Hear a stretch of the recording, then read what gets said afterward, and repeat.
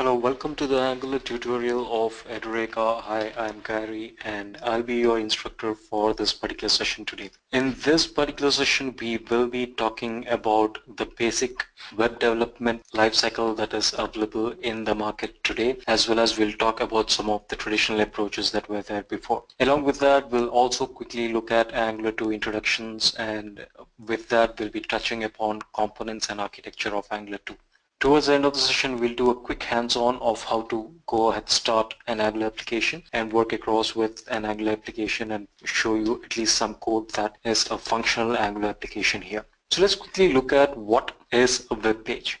A web page is basically an content that's provided with a markup of HTML. In other words, it can actually be described as hypertext markup language, which is basically the content parser for your browser. So any kind of content in the browser is shown as an HTML document, shown from an HTML document, and your HTML document comes with a lot of markups from your HTML tags to your head and your body. Your HTML document is basically a set of document objects that are arranged in a tree fashion. Let's quickly look at what that means. So what is DOM? DOM is basically document object model, which is a structured tree which is either a representation of HTML, XHTML, or an XML.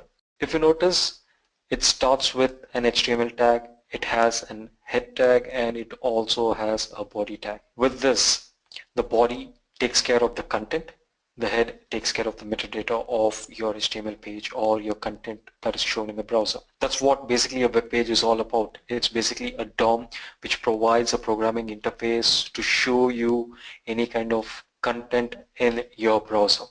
It also has styling, which allows you to style your content, and it allows you to access your objects or your DOM objects from JavaScript.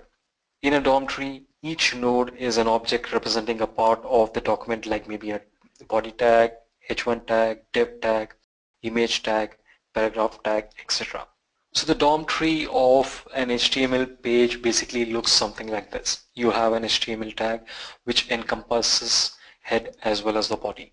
The body is basically the content, which might have a paragraph, h1, div, span, or any kind of script tags if there are JavaScript available that you want to put in the body, or any kind of tags like anchor tag, etc. Your structure is basically coming from your body, but your head basically has something like title, any kind of metadata, any kind of linking of CSS, or any kind of files or script files that come from JavaScript files. Let's quickly look at what is a single page application. In a traditional application, what happens is, if you have a web page, you want to go and show a different page, you basically click on a link, it goes to the server identifies what the link is all about, it processes the request and sends back the request. And when it sends back the request, the page basically refreshes and reloads your content. But in case of a single page application, you basically don't have that happening. You have a single page that is shown once, the static files are loaded once, it does not reload again and again. So how does it basically change your DOM? It basically contacts the server with XHR request, gets the data and makes changes to your DOM. And any kind of server interaction is performed by JavaScript, which modifies the view in line. That's something very unique. So a single page application is a web page that requires only a single page to load a web application. I have a quick question coming in.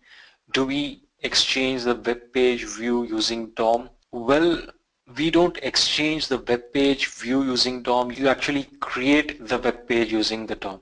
Any kind of updates is basically an update that is either processed by the server in case of a non-single page application, or in case of single page application, it's done by JavaScript.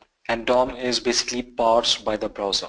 So it's something that's stored in your browser, and the browser is actually going to parse and show it to you. There is something very peculiar and very unique about the browser, is that browser understands your HTML pages and it parses and provides you or shows you the content in the browser memory. So you have some browser memory that stores these data. Great, so let's quickly look at the traditional lifecycle and a single page application lifecycle. Like we discussed before, a traditional application basically makes a request to the server. The request is processed in the server and it's responded back with an HTML page. When you create a post request, like using a form, it goes to the server processes it and sends back an HTML page. The processing of the HTML page and the static files associated with that basically is something that comes from your server. This is what a traditional way of web page changing or any kind of data changing basically happens in a traditional approach. But in case of single page application, you basically make an initial request, you get an HTML page. Any kind of changes in the data or any kind of changes in the content is basically done with AJAX like request or XHR request. The server identifies, checks, updates any kind of data that is there and responds with a JSON. JSON is parsed by your JavaScript of single page application and your application makes the change directly there. So DOM manipulation with JavaScript is actually easy, but there is a very simple problem there. But before that, you can actually do DOM manipulation by accessing the DOM object in the browser window, and you should be able to identify each of the sections, like maybe ID of a particular tag or maybe a tag, or you can also capture any kind of class related elements and you can make a change to the HTML or the class or any kind of styles, etc. And you can actually create or do DOM manipulation there. And this is something very unique to JavaScript. JavaScript basically started as a scripting language which allowed you to make changes to your DOM structure. When Angular 2 came into picture, it basically provided you with the option to create single page applications and that scalable single page application. It's an open source which is created by Google and maintained by Google. There is a big community around it which helps support creation of new features as well as maintenance of these features. It accomplishes a lot by embracing HTML standards, the newer HTML standards related to web components. Also touches JavaScript a lot, which allows you to create reusable codes, and this particular reusable code base of JavaScript makes a big difference in how Angular application basically works. We'll quickly look at that in a moment's time. So what are the Angular 2 features? Well, Angular 2 features is that Angular 2 is modular. First of all, Angular framework itself is modular, which means that each of the section of Angular framework itself can be pulled out, used in your application which is not Angular as well. So that is something very unique. As well as your modularity in your application is also provided, which means that when you create an application, your application will be very, very modular and you will be able to pull out, plug in any kind of new implementation without breaking any of the other application section. And since you load your page only once and use the client resources, your page speed is actually higher because you don't need the time to load static files and create any kind of processing of HTML page in the server. You just create a request with whatever changes are requested for are needed for the data, and that is processed and a response is given in a JSON format. So the footprint is very small and you will be able to actually get a lot more performance there. So Angular 2 can be developed using ES6 and TypeScript. One of the very basic differences between TypeScript as well as ES6 is that it provides types. So TypeScript will provide types and ES6 will have newer features of JavaScript like fat arrow functions and other JavaScript standards that have come in. It also supports mobiles and tablets as we discussed before. I have a quick question coming in which is saying, what do you mean by types? Sure, I'll touch upon what I mean by types in a moment's time. Let's quickly look at the demo, and during that demo I'll quickly brief about what basic data types are and how you can use types in TypeScript. But in a nutshell, types are basically static typing that is not available in JavaScript, which is provided by TypeScript. That's exactly what it is. So what are modules? What are components? Well, they are the basic building blocks of Angular 2. Angular 2 is very modular. You actually create a module which is a cohesive block of features, and this particular module has units of components. I will not be wrong in saying that Angular 2 is component heavy, and it's whole feature is dependent on creating custom components and creating your application based on components. Templates, metadata, data binding is something that provides the view for your application. Your components are associated to the templates using metadata, and the metadata also associates template with your JavaScript.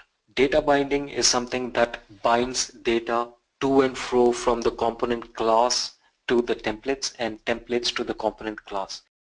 You would be able to use data binding in very different ways, from attribute binding to event binding for any kind of data passing across templates and JavaScript classes, but that becomes the core of your application. So your units of application are basically components and component interaction that provides that particular feature or functionality for your DOM. Your DOM is basically static, so any kind of dynamism is actually provided with your components, and components actually come with your DOM structure as well as JavaScript classes, which provides that particular functionality. Directives are nothing but simple set of functionalities that are not having views or templates. That's one of the basic difference. Directives may change your DOM, directives may provide some functionality to the DOM, but it will not have a view of itself. Services are something that you can use for data store or any kind of common logic stores, and you should be able to inject it using a process called as dependency injection process. I have a quick question coming in. What is the need of metadata? Well, the way you define web components or the way you define custom components is done by metadata. It's a very simple JavaScript object, a very plain object which has a key value pair, and that key value pair decides what your components look like and what your components will behave like. The second question is it required for transpilation of TS into JS? Yes, it is required, because that's how Angular 2 defines a web component, and that is done by an annotation which takes the metadata. That's a need, that's a requirement for definition of web components here. Great. So what are the building blocks of Angular 2? The building blocks of Angular 2 are basically modules and components. First, it's a module. So you use an ng module annotation with metadata, which will create an Angular module. Remember, there are two kinds of modules in Angular. One is a system.js or common.js modularity, which provides file-based modularity, which means that your files, each of your JavaScript files or TS files will now be very modular by itself. And in case you want to use an object within that, you have to import that particular object and use it. And if you don't export it from that particular file, you will not be able to import it as well. So your files are also modular then.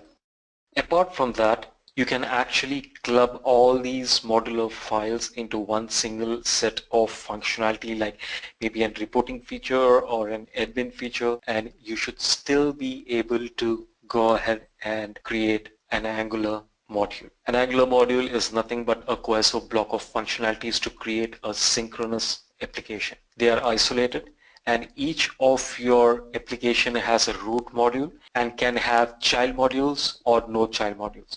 It depends on how you define your application. But a single root module is absolutely necessary for one particular Angular application to work. You can have child modules or you can have child components. It completely depends on how it works. But what is a module? Well, a module is a set of components, directives, pipes, and services.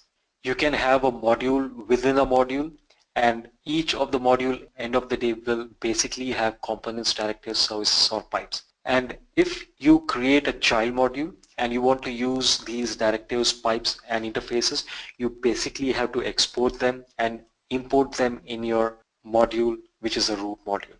So that is something which is very unique. The second thing that is very unique about Angular is that it encapsulates different functionalities and it is actually isolated. So why do we need components, and what is the purpose of having components here? The first thing that we need to understand is, in a particular web page, it can actually be divided into set of functionalities. You can separate the concerns in a particular application and create functionalities that can be reusable, or create functionalities that can be plugged in and plugged out without impacting other sections of the code. Example, you can have a menu, you can have a navigation bar, you can have a sidebar, you can have a courses section, each of them taking care of navigation, any kind of filtering and sub-menu features, or listing the set of courses there. And these sections can actually be created as components which have their own functionality, which means that sidebar component will be a different component, navigation bar will be a different component, courses will be a different component. This allows you to plug in and plug out components very easily, and even if you change the internals or implementation internals of those components, it will not impact the other sections. So your code becomes a lot maintainable, which was not possible with pure JavaScript DOM manipulation. And that's exactly what Angular 2 tries to do. It allows you to create applications which are scalable, maintainable, and unit testable. So the building blocks of Angular 2, well, it basically has an component metadata. The component metadata associates a template to your component class. Your component class is basically a set of JavaScript features. Component template is basically DOM. It can be your custom templates or it can be your HTML files as well. So what is a decorator? Decorator is used to attach metadata in TypeScript. And this metadata tells Angular how a particular component is created, what are the functionalities and features of that particular component, and how that particular component should behave. So like I said, your component can be a component tree and it is included within a particular module. So a particular module will have a component tree or may not have a component tree. It may have just one component also. That one component is called root component.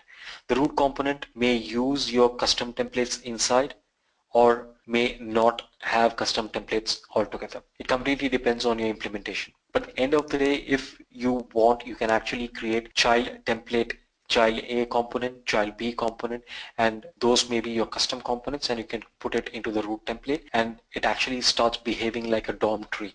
The only difference between a DOM tree and the component tree is that component tree might, I specify that word, component tree might have custom components, and that is absolutely okay.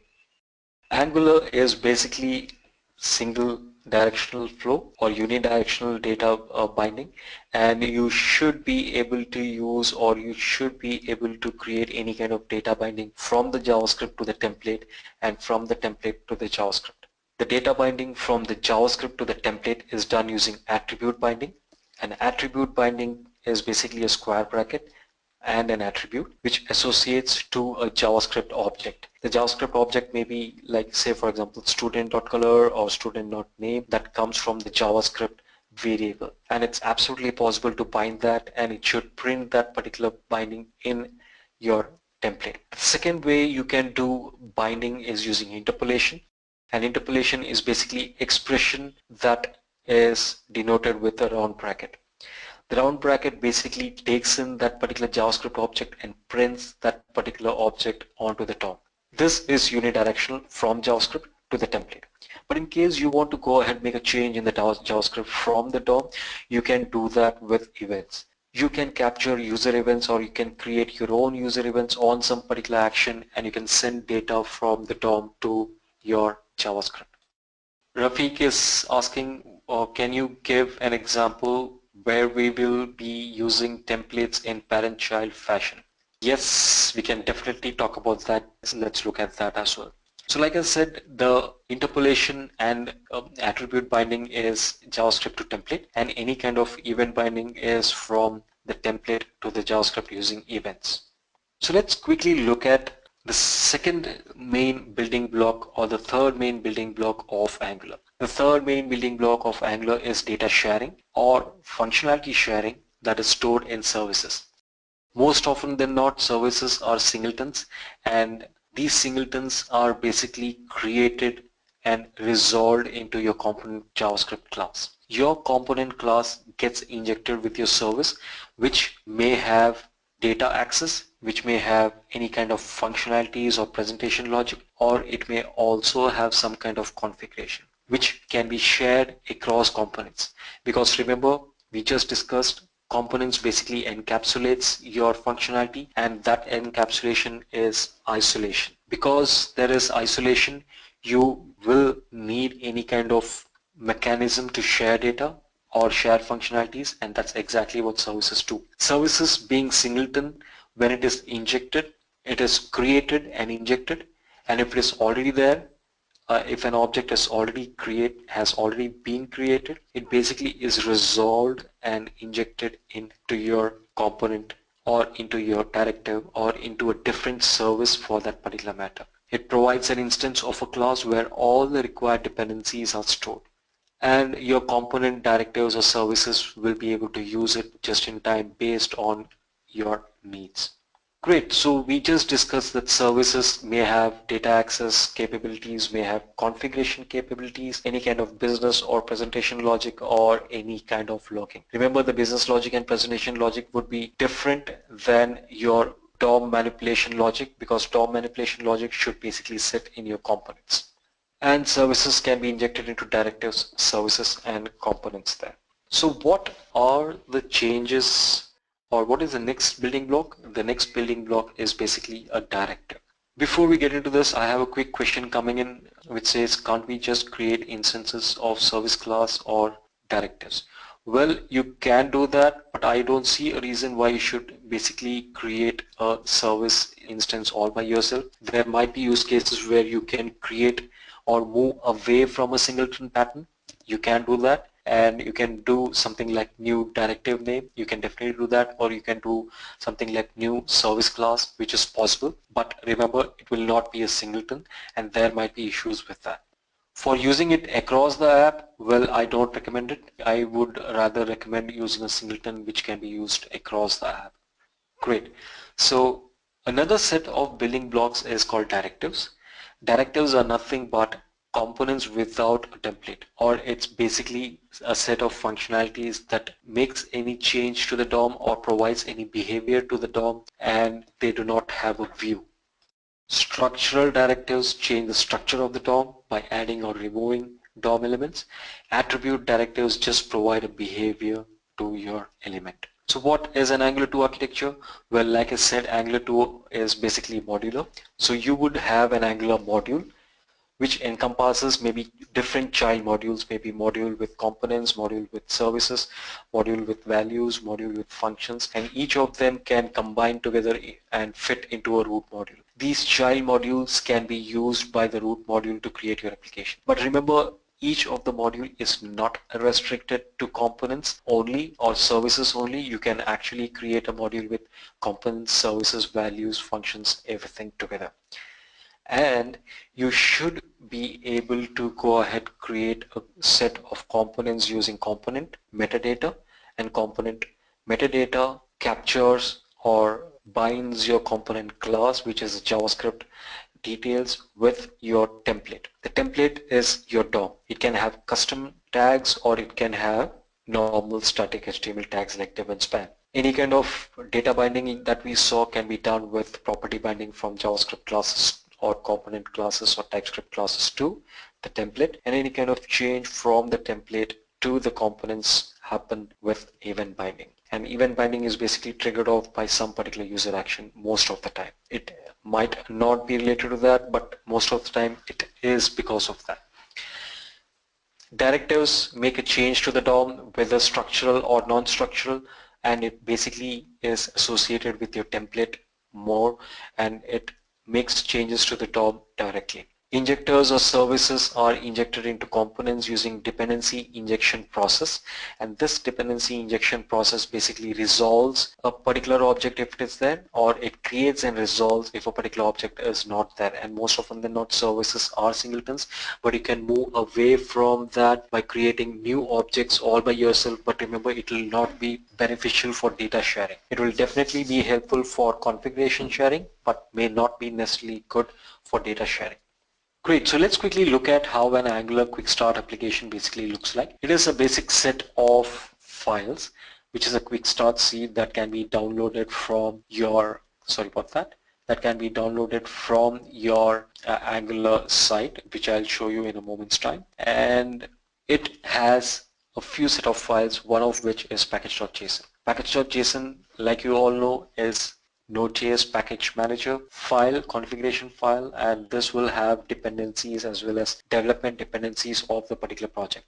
And in this particular case, it will have Angular 2 dependencies, whether development or production requirement dependencies are mentioned here with their version numbers, which also means that if you don't install the dependencies and just pass your application to other person, the other person can install the dependencies because the package.json is there. That person will have the same node application environment like you have in your system. The second thing that is there is node modules, and this particular node modules folder is the one that contains your packages.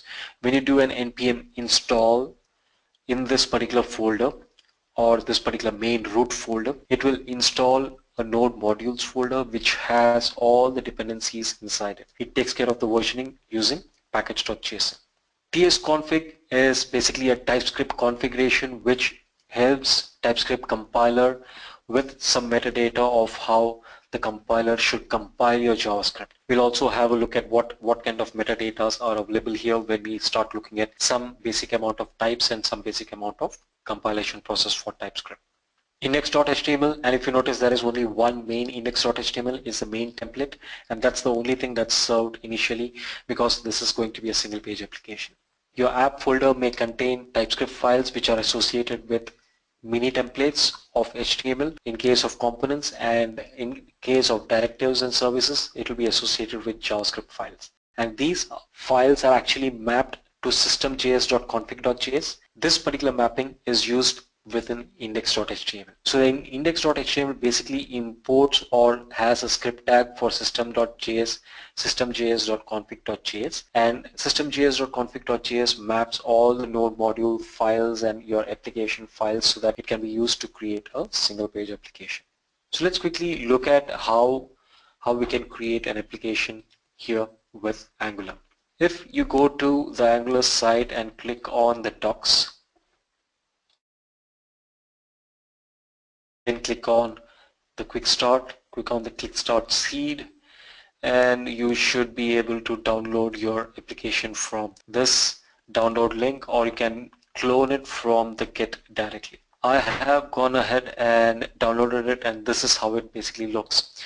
VSConfig is basically a browser syncing which helps your live server get synced with your browser application. What it basically helps you with is if you make any kind of changes in your application, that will be recompiled and the browser is going to resync those changes automatically without you having to refresh for looking at the change. Karma.conf and Karma test shim are basically files for unit testing. Protractor is for end-to-end testing. TSLint is for TypeScript linting or TypeScript intelligence to some extent, where it also helps you with providing any kind of errors if your TypeScript is not right. In case of this particular folder E2E, it basically has the files which are related to end-to-end testing. It also has a tsconfig, and the source also has a tsconfig. It decides how your application is going to get compiled. Let's quickly look at this particular section in a little detail here. If you notice, index.html file actually has a system.js file which is imported, system.js modularity which provides the file modularity, and a zone.js which provides the change detection. Your system.js source is going to import or provide system.import facility which imports main.js which comes from main.ts. Main.ts is going to get compiled to main.js, and that is the one that has your application. Your main.ts file is going to call your application, which we have to now create. And if you notice, there is a custom tag here called as MyApp. This MyApp is the custom component that we are going to create right now. Second thing is, if you see, you have a tsconfig which says target, which it has a compiler option. It says target module. It basically is what is the module functionality that you want to use to compile to ES5 code. Is it CommonJS or system? The second is mode resolution, which is Node.js. The third is source map, whether you want a source map or not. Fourth and fifth is allow usage of annotations, and library is ES2015. What is the library that you're going to compile to? There are a set of data types in JavaScript. Let's quickly look at those data types. I'm going to go ahead create test.ts. A very simple data type, set of data types is string, right? Second one is Boolean, number, and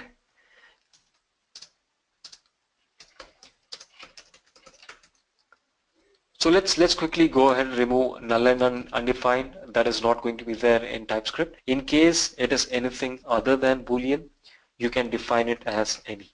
So the way you will define types in your application is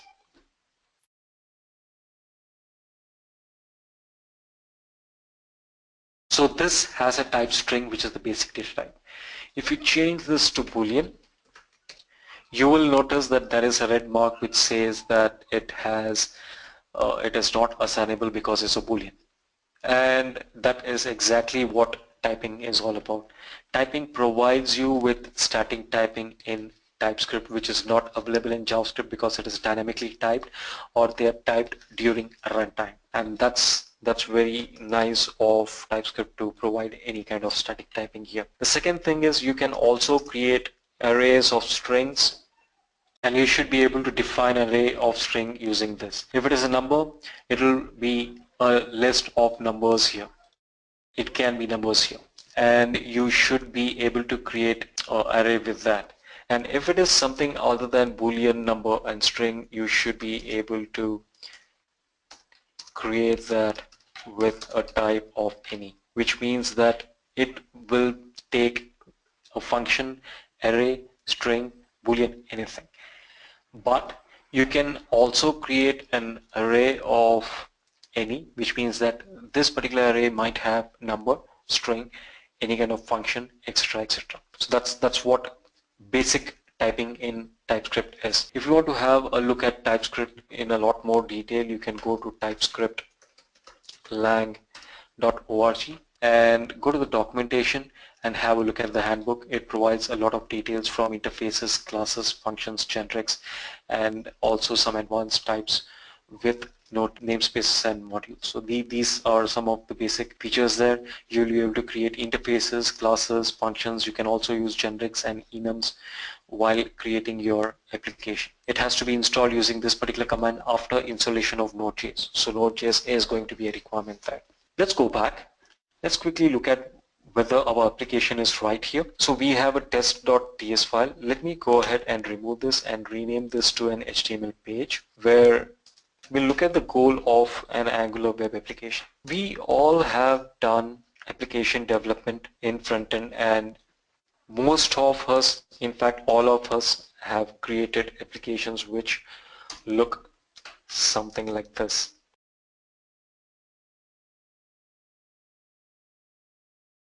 The problem with this particular code is it's not readable, and at times when developer changes or if the developer skills are different, the figuring out or maintainability becomes so difficult. Because of this, Angular says let's do away with that. Example, if we have an email section, we can create a tag like email. You can have an email header. You can have an email body, and you can have an email footer, and in case of email header you might want to have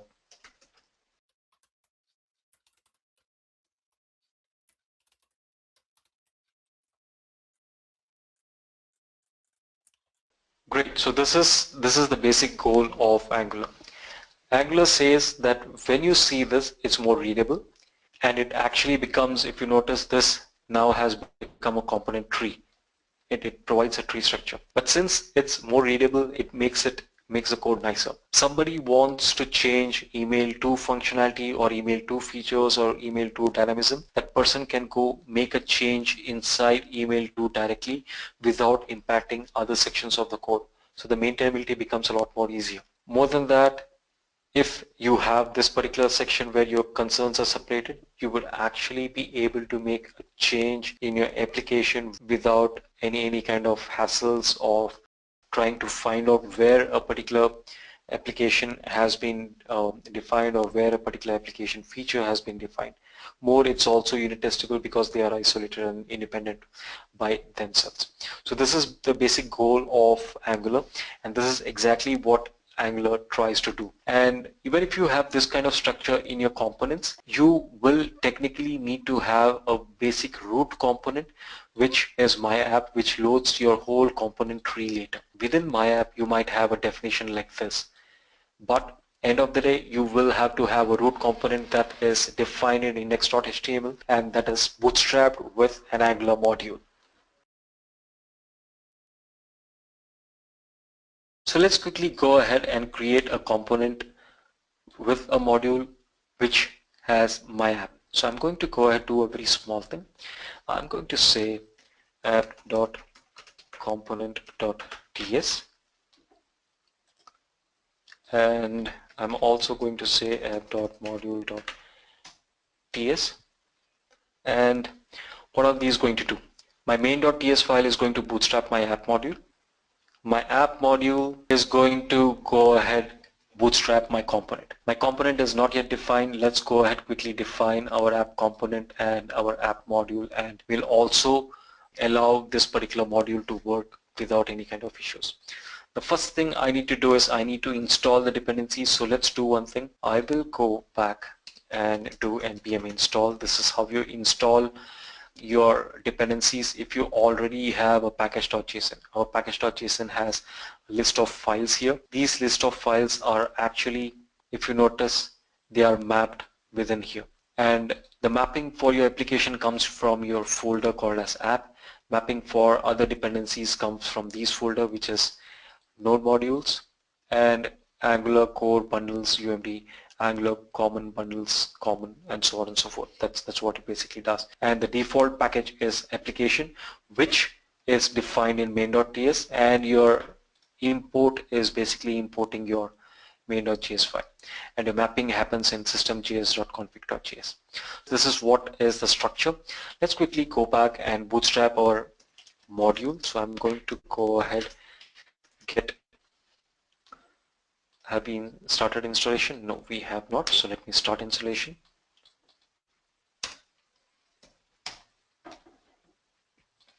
While it gets installed, I'm going to go ahead and import from core.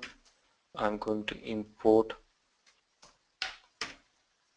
from platform browser dynamic. I'm going to import, it's not showing that.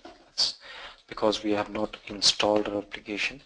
Let me just copy and paste that. So I'm going to import platform browser dynamic, and next I'm going to import my app module from app/app module. So this is going to import my app module that is not defined, so it will definitely show a red color. It just says that unused import, and that particular module is not a module, which is right because we have not created that particular module. I will quickly go back, do one small thing. I'll bootstrap my module and then we'll create our module. So it's a function that is going to bootstrap the app module. So I'm going to copy this and I'm going to put it into this particular section.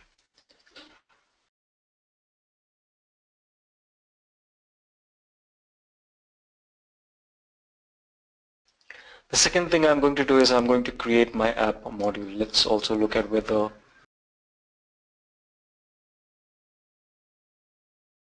so the installation is going on. Let it continue.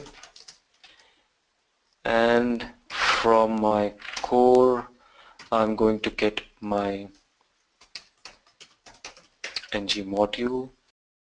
And the second thing that I'm going to do is I'm going to import from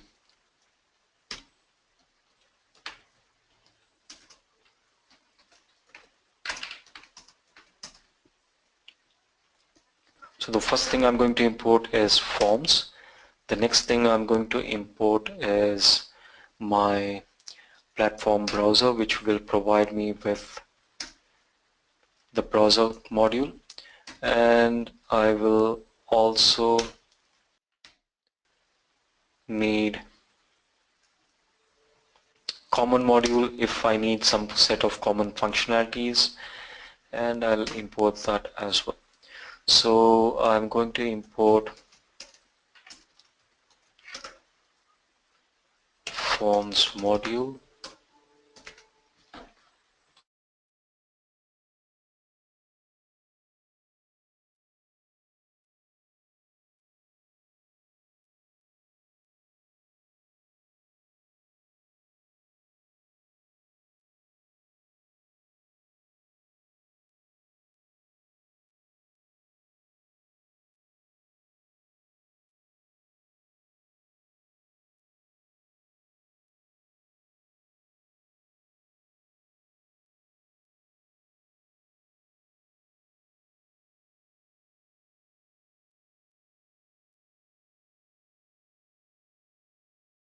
Great. So we are going to create our app module here, and this particular app module is basically going to have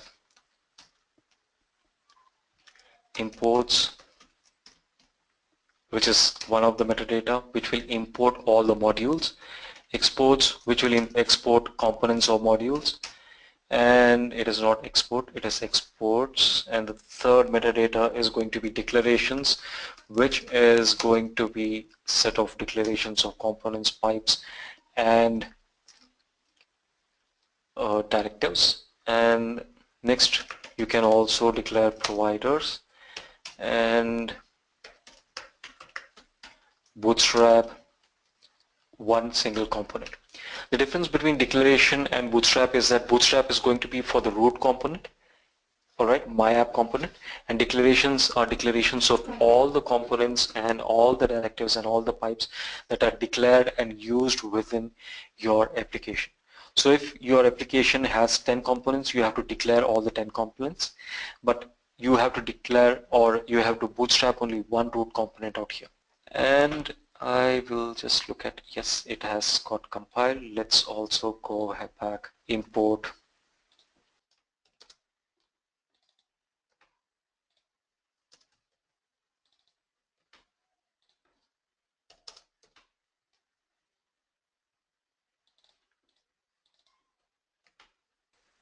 and I'm going to import my root component as well. So I'm going to say get it from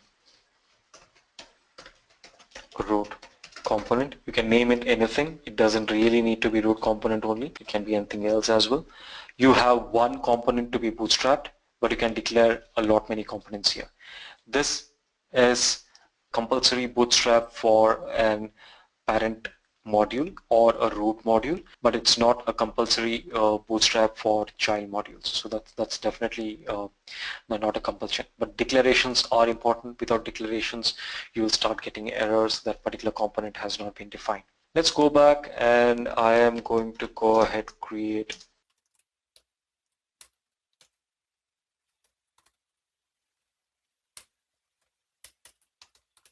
and I'm going to go ahead create an annotation with metadata, and I'm going to export a class called as root component,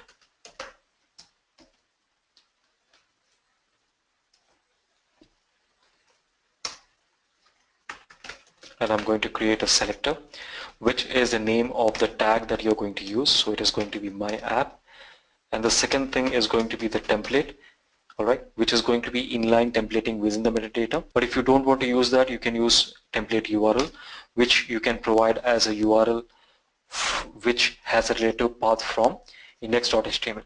So the path may be app/yyyy.html. This is the path that it should technically be.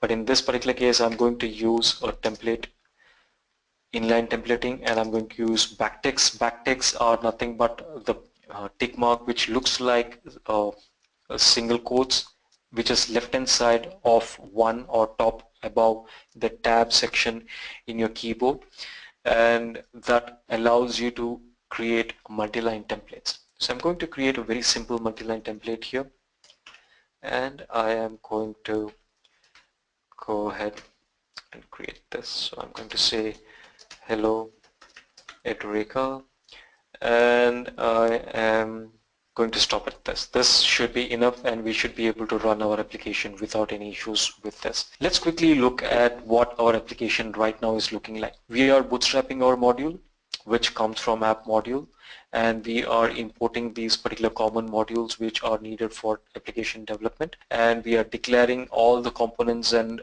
directives and pipes in the declaration. We are bootstrapping our root component, and we are declaring our providers or services in this particular section of providers. And in case you want to create a child module and you want to use some particular section from within that particular module in the parent, you should be exporting that. Without that, you will not be able to create or use the sections within it. Great. So this is going to be the one. Let's go ahead and bootstrap this, compile this and bootstrap this particular application now.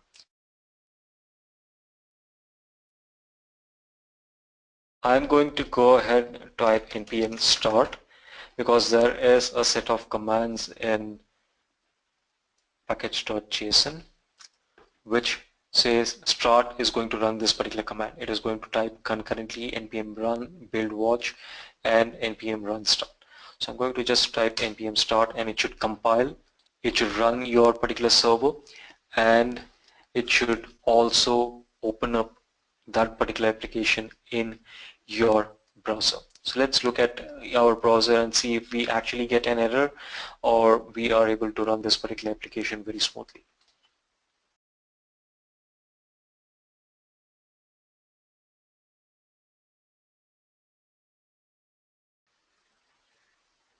Great, so we have our application running without issues. Let me quickly open this and I will look at the elements tag. If you notice, my app is there, which actually holds your template within it. So that's exactly what happens with your components. Your components will encompass and put there the template that you have defined. Let's quickly go back and let's look at what is two-way binding in the first place and what is binding in the first place with interpolation. I'll go ahead and create a variable called as test, and this particular test I'm going to create it within my class and I'm going to assign a string to it. I'm going to declare a type of string and I'm going to assign a string called as testing component interpolation. And the second thing that I am going to do is I'm also going to create an input tag.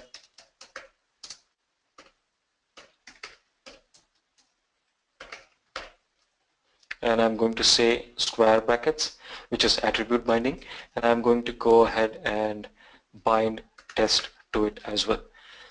There is one thing I'm going to do. I'm going to use something called as ng model, which can capture events from the input to the JavaScript as well as capture data from the JavaScript class to your input.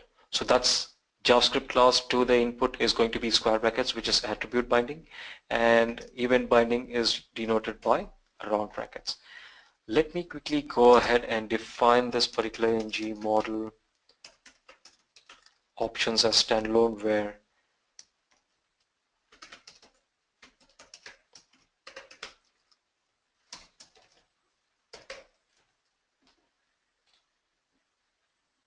great. So we now have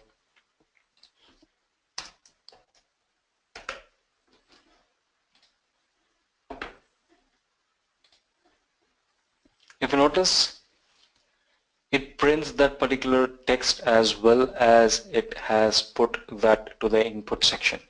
Let's do a quick check of what two-way binding is all about. Two-way binding is basically a mimicking, is basically a one-way binding.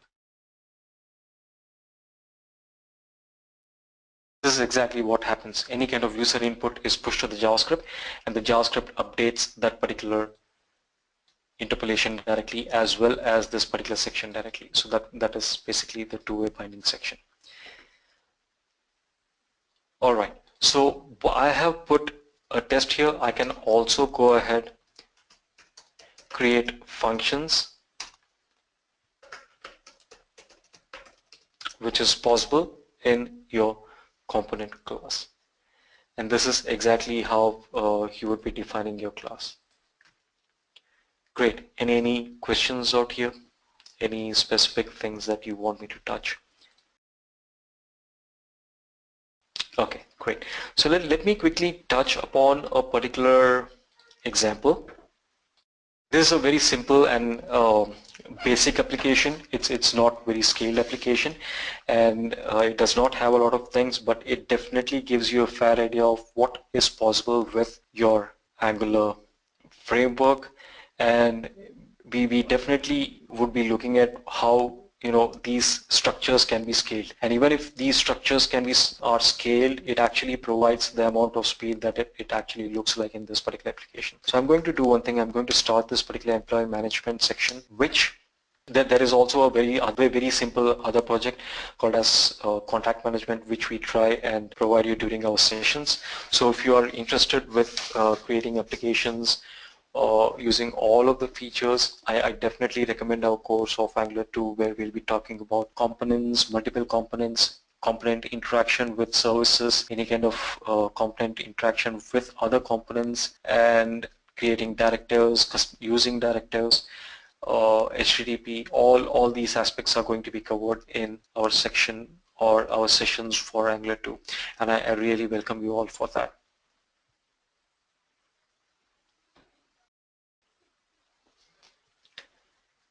Though it looks like a very simple application, it's actually well written, and if you notice, you can actually go ahead and make a change, and you can say that it's refreshing, and if you notice, you can actually go ahead, work with that.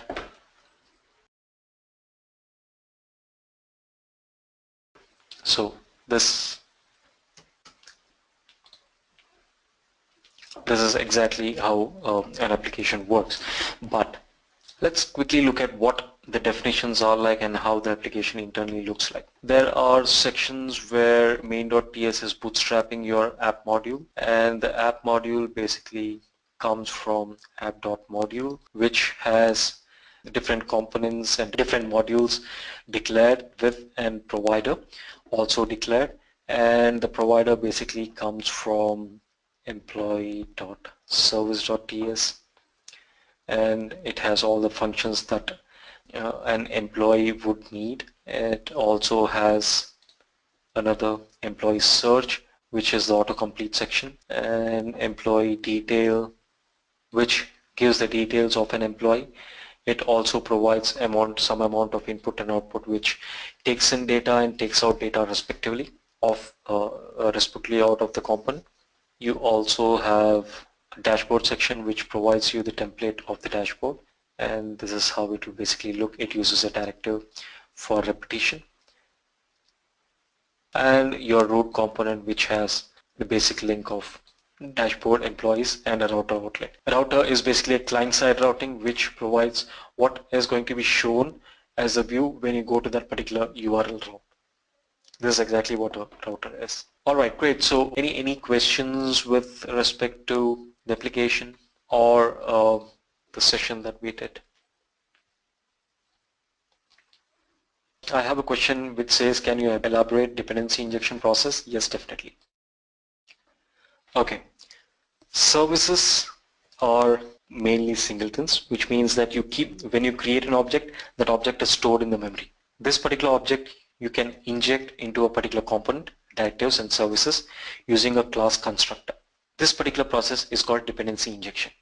But if the object is not there, the dependency injection module is going to create that particular service and then resolve it and then inject it into the class constructor of JavaScript or TypeScript.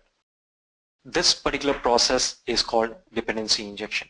Dependency injection is a process of creation of an dependency and injecting it into a particular component, directive or service, and in case it is created, it is going to resolve and go ahead inject it into your component class. So this is basically a component class which we have created like we did for app module and app component, and you can inject it through the constructor. That's exactly what dependency injection is. And it is done by a module. You don't have to worry about that. You just have to define an inject table. That's about it. And Angular will take care with the dependency injection module. It is going to go ahead and take care of the dependency injection. That's as simple as it can be. Does that answer your question? I have a question. Why is it not recommended to use new for creating an instance of service class and use its method? Well, when you create a new instance, what happens is your instance is regenerated from the naive state. When you have the naive state again and again and again, you will get the basic configuration you will get. Yes, so for any kind of configuration usage, you can do a new class, definitely. But in case you want to store data, you can store data there. You can get, or you can have access to the updated data. You can have any kind of changes done there, and you can store it, which can be accessed by a lot of places. That's the reason a service class is most often than not a singleton. You can move away from the singleton service pattern and create new object instances and use them for dependency injection. You can do an injection directly by a new instance, that is possible, but it might not be a singleton service. Does that answer your question? Okay, great, fantastic. Great. So thank you very much. If you are interested in having this particular presentation or the video, you can contact the sales team, or even if you want to go ahead register for this particular course and look at the pricing of this particular session timings are available. You can contact the sales team at sales@edureka.co. In case you want the codes, you can contact the support team at support@edureka.co. Thank you very much for your patience, and I hope to see you all in one of the sessions there. You all have a nice day. Thank you very much. Thank you. Bye-bye. I hope you enjoyed listening to this video. Please be kind enough to like it, and you can comment any of your doubts and queries, and we will reply to them at the earliest. Do look out for more videos in our playlist and subscribe to our Edureka channel to learn more. Happy learning!